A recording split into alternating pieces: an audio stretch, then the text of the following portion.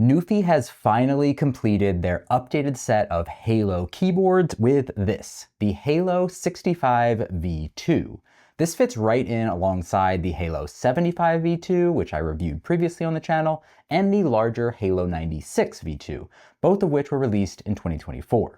This new model provides the most compact layout for those who want to save space on their desk, keep everything within reach without having to move your hands too much, or who think function rows and number pads are for squares.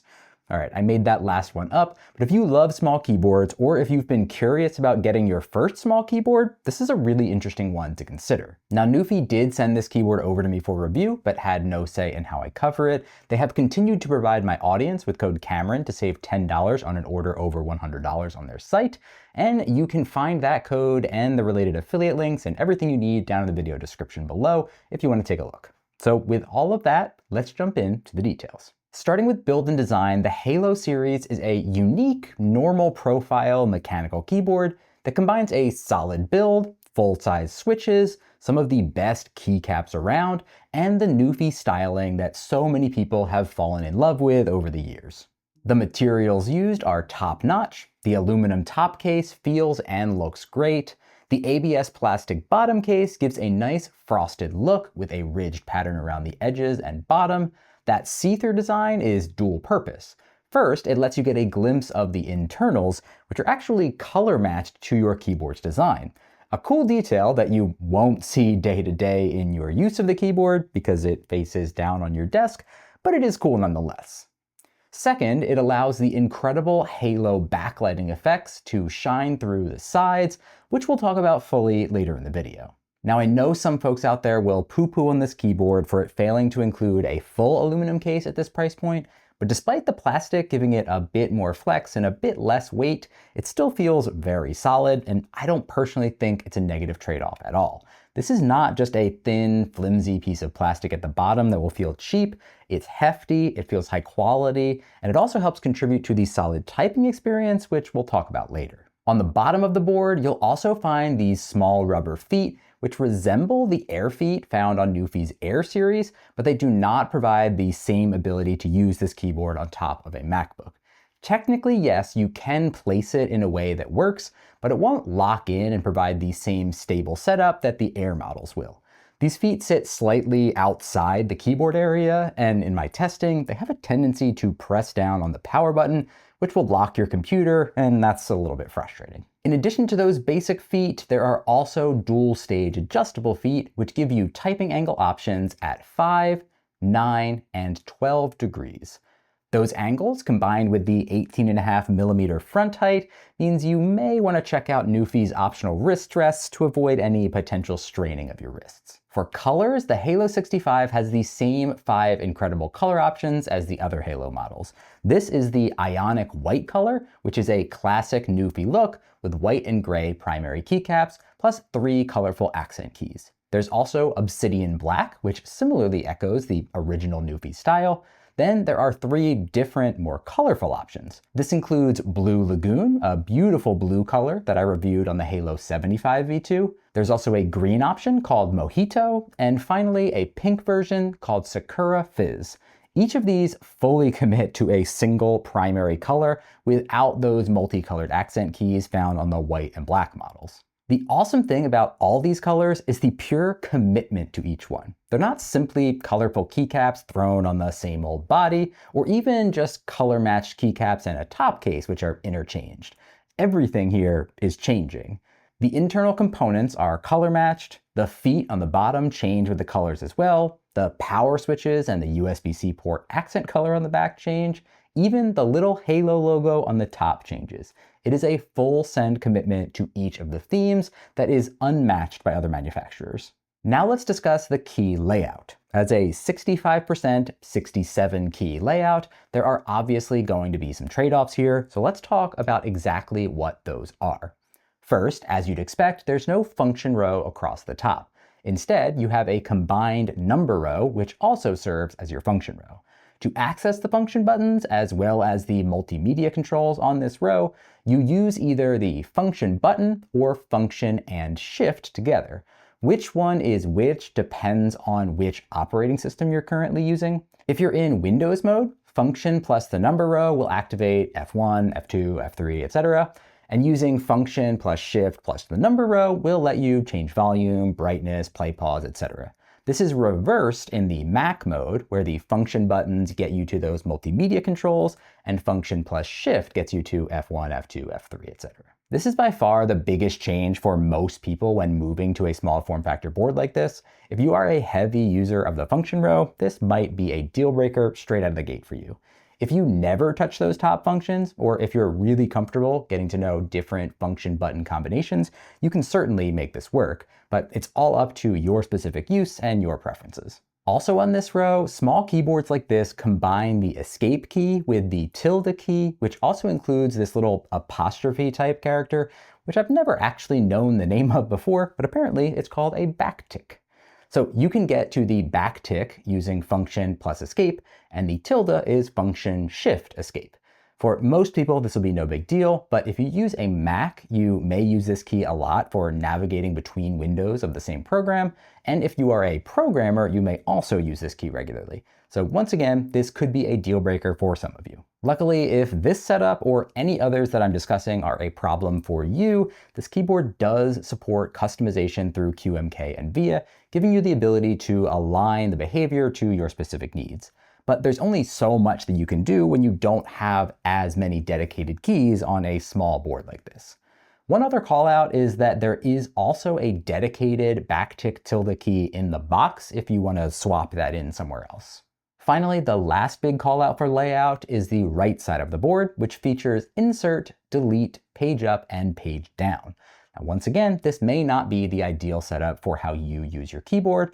If you'll miss home and end, then you may appreciate the fact that NuPhy does pre-program them to function plus page up and function plus page down. But if you prefer swapping them, there are home and end keys in the box as well, which combined with VIA for customization can allow you to change out this part of the board to get the behavior that you want. In addition to this side column of keys, another benefit of this particular 65% key layout that you won't necessarily have on every small board like this is a fairly normal sized right shift key, plus some space and a homing bar on your arrow keys to help you locate them by touch. Overall, this small board has trade-offs for sure, as any small board does, but the setup here is pretty solid, and the extra keycaps along with the support for VIA customization gives it a solid chance of being able to work for you. Next, let's go to the typing experience, which just like on the previous 75% Halo model that I reviewed, is excellent. Starting with the keycaps, these are double shot PBT, which means they should resist shine over time. They're an MSA profile, which is more curved with less aggressive lines than some other full-size boards. The tops of the keycaps have a spherical, concave shape that cradles your fingertips excellently and makes typing on this keyboard a really good experience. That spherical shape is more in contrast to the half-pipe cylindrical shape that's much more common on keyboards and which I'm not a fan of personally. For me, I'll take this keycap shape 10 out of 10 times. It feels better, it grabs my fingers better, I love it. The one drawback for some folks out there is that these are non-shine-through keycaps. However, just like on the other Halo V2 models, there is some shine-through on the homing bars, which is a really unique touch to this board. The homing bars, or the slight bumps that help you to place your hands on the keyboard, they light up the F, J, and up arrow keys, and they even have their own special light mode that illuminates just those keys. This helps to aid in typing in low light without having to fully light up everything. Internally, the setup is the same here as the other V2 boards. There's plenty of foam and pads to avoid vibrations and prevent a feeling of hollowness. And the keyboard has a gasket mount design as well, which makes typing feel comfortable and sound great. This combines with 4 different switch offerings to create some distinct typing sounds and feels, starting with the linear raspberry switches. These raspberry switches are a collaboration between NuPhy and Gateron. They were also available on the other Halo models, and they sound pretty nice overall. Here's a demo.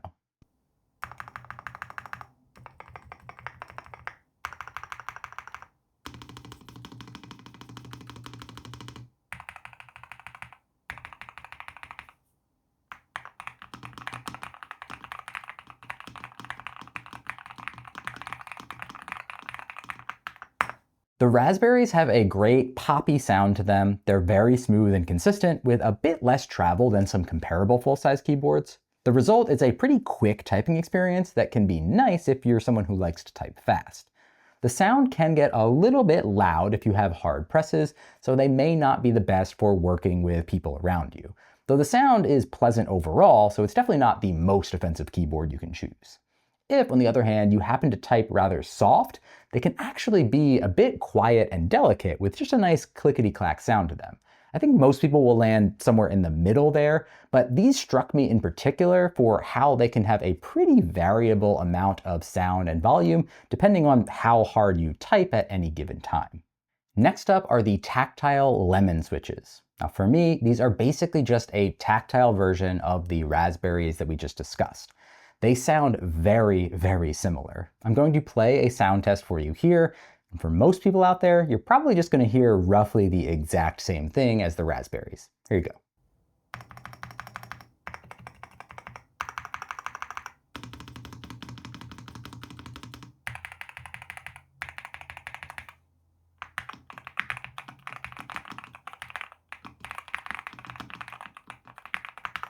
It's really interesting just how similar these sound. The volume is pretty close, the poppy sound is still there. I think if I did a blind listen to the audio tracks, I probably couldn't confidently tell you which one was which. That being said, listening really closely to one after the other, I think the lemons have a little bit more of a thocky sound, and the Raspberries are a little bit more of a clacky sound to my ears. But I could totally be imagining a difference. Here's one more quick side-by-side, you be the judge.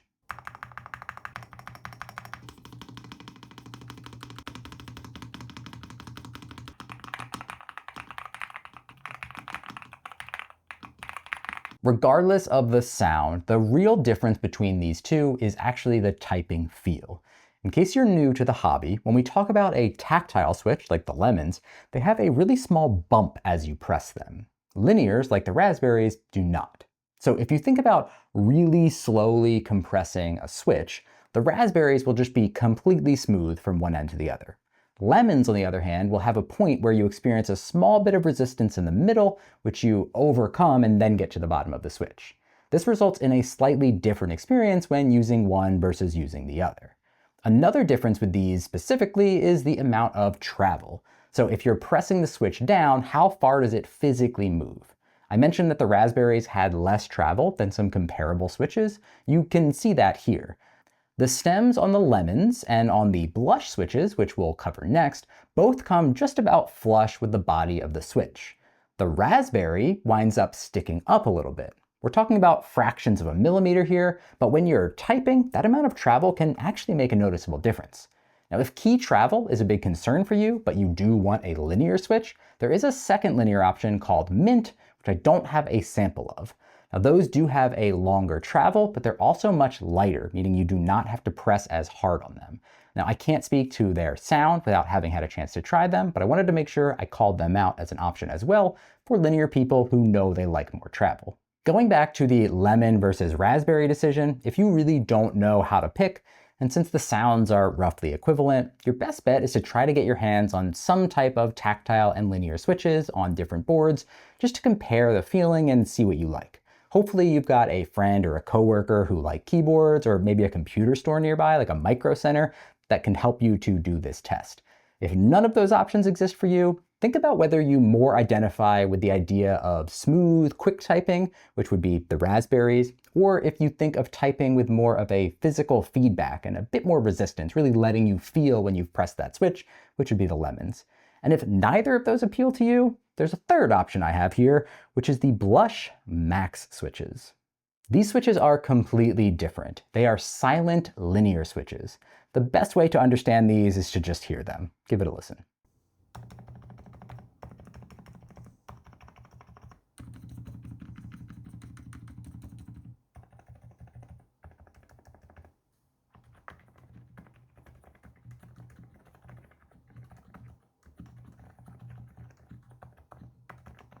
Silent switches are continuing their march to become a dominant trend in the keyboard industry, and for good reason.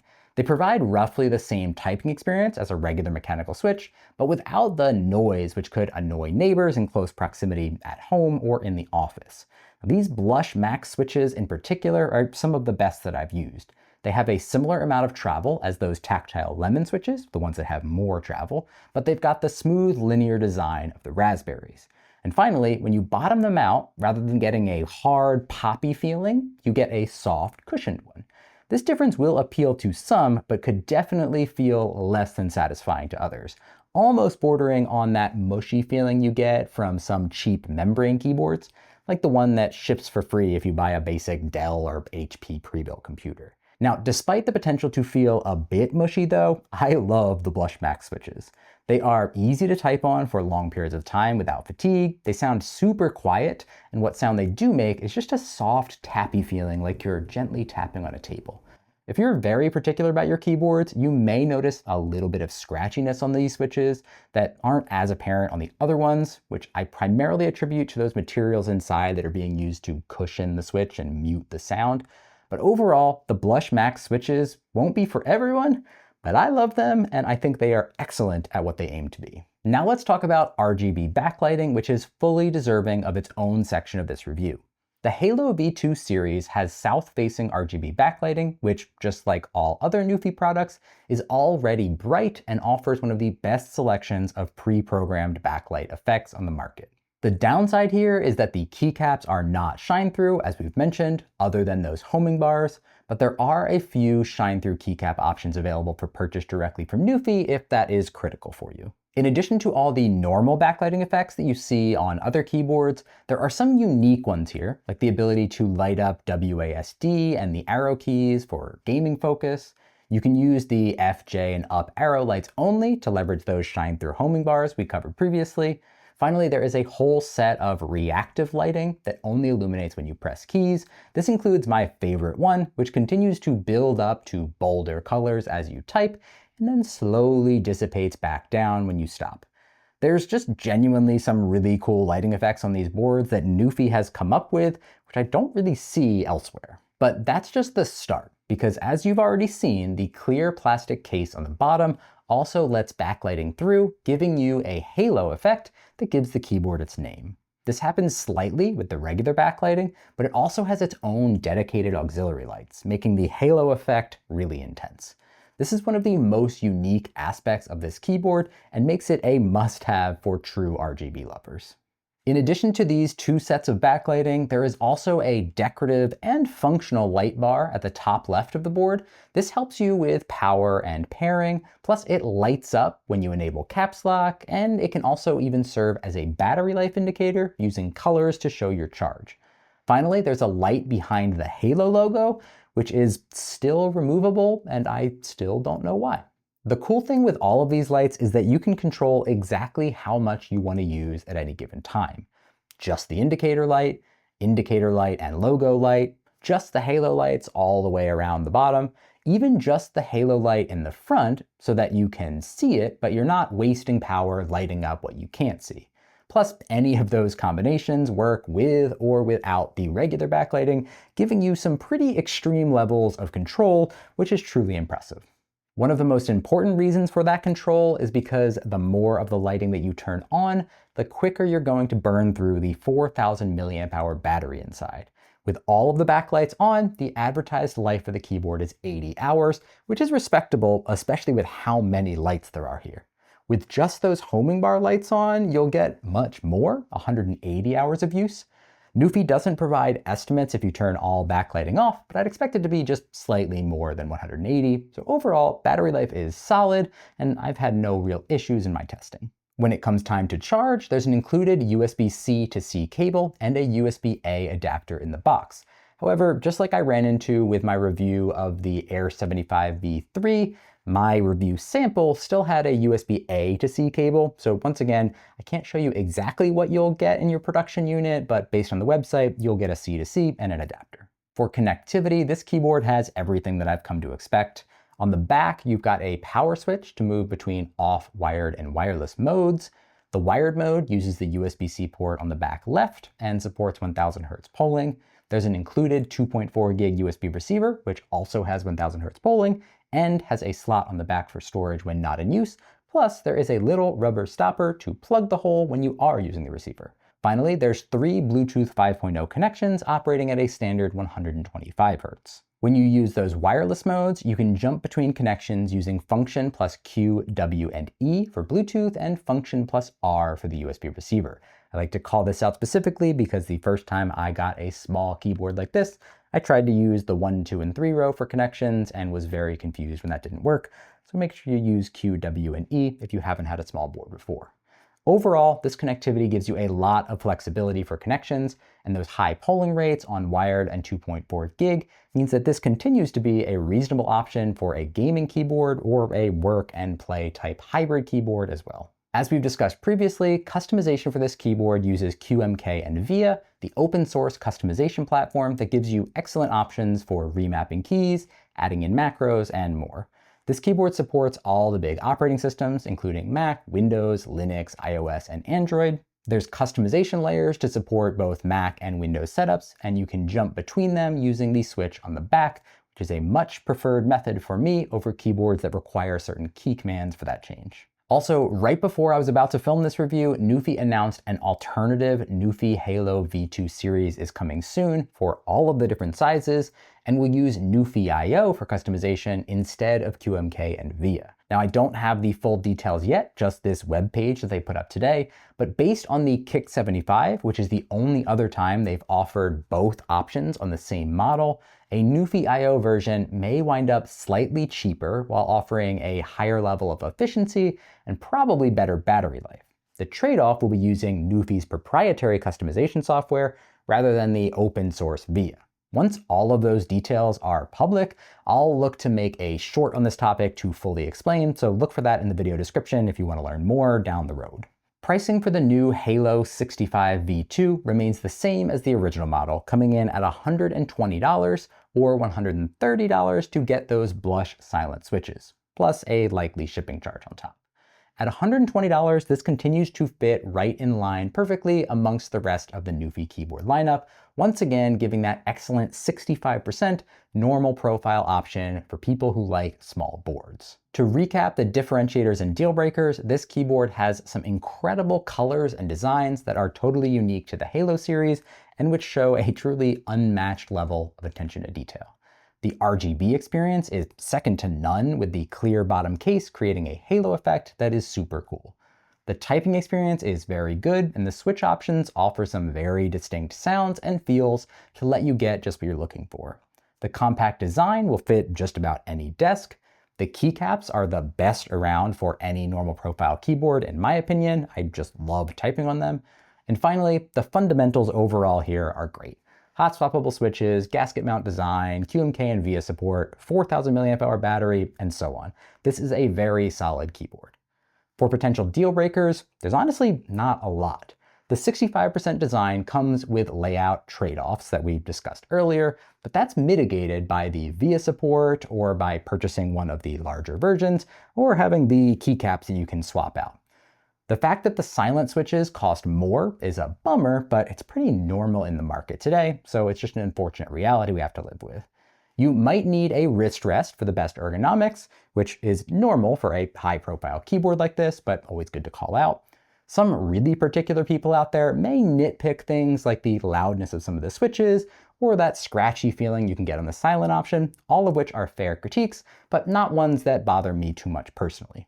Overall, I loved getting a chance to take another close look at the Halo V2 lineup with this smaller model, and I am really happy that NuPhy was able to do all of the same great things with this smaller design. If you've already been sold on the Halo V2 lineup and you've just been waiting for this smaller model to get released, you're good to go. There's no secret downgrades or anything here like that I could find.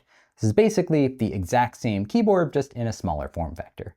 If anything, there's a couple of upgrades with the move to full USB-C cables plus an adapter, the change in silent switch offerings, which moved from the silent red clear tops to the blush max silence, which were first introduced on the Kick75, and there's really not anything specifically that I can point to that seems to have gotten worse.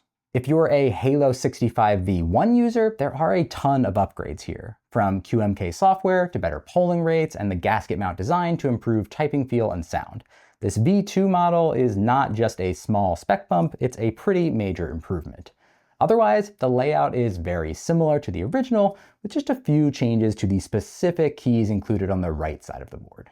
Finally, if you're comparing this to the smallest NuPhy Air keyboard, the Air 60 V2, which I also reviewed on the channel, in addition to the changes that come from this being a high profile versus a low profile board, this model adds in the row of keys on the right-hand side, which can be a big differentiator.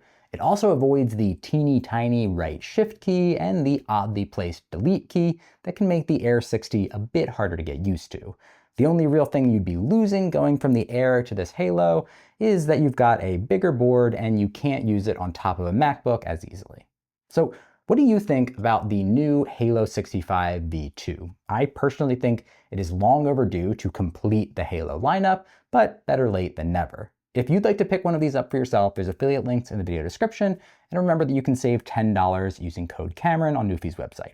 Thank you so much for watching. I'll see you in the next one.